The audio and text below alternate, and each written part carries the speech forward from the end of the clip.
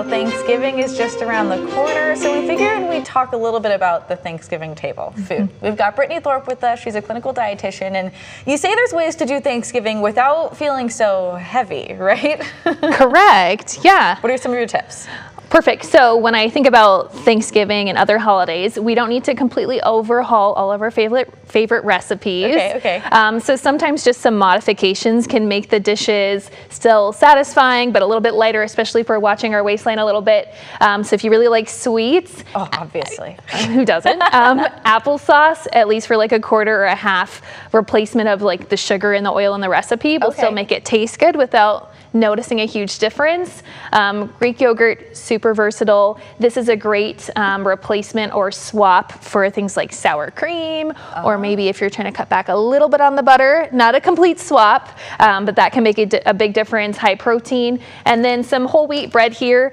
So stuffing is a holiday favorite. Simply swapping whole wheat bread instead of white bread is going to be higher fiber, make us feel fuller. And the more things you add, like apples and onions and celery, getting a lot of color and flavor is going to really round out the dish as well. So how do you make sure as you're building your Thanksgiving plate, you have all these options in front of you? What are the things you should pull for? Like, what should you make sure is on your plate to feel satisfied and full? Yeah, so I think a few things. When I think about holiday meals, they tend to be more starch and sweet heavy. So I think of like the mashed potatoes, the stuffing, the rolls, the sweet potato casserole, those things. And it's not that we shouldn't enjoy them, because we should, but when I'm building a plate, I would focus first on like, where's my protein? And that's an easy one, like the turkey, the ham, right?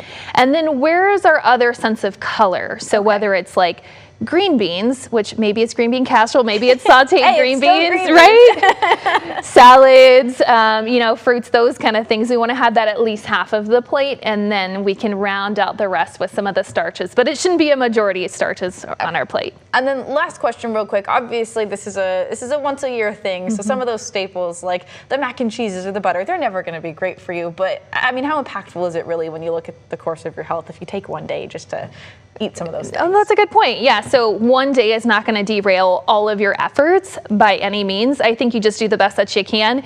Make sure that you're not skipping meals leading into that meal, because it's easy to overeat. And if you want to kind of be a little bit more in control of portions too, enjoy it. But some examples I like here is use a smaller plate. Oh, that's smart. Because if we use a big plate, we tend to fill it up more. And so usually we can still feel satisfied mentally and physically if we get the foods we love, but maybe not in excess as much. That makes sense. Thank you so much. Some good tips from Brittany here, and we'll be back. Thanks for having me. Yeah.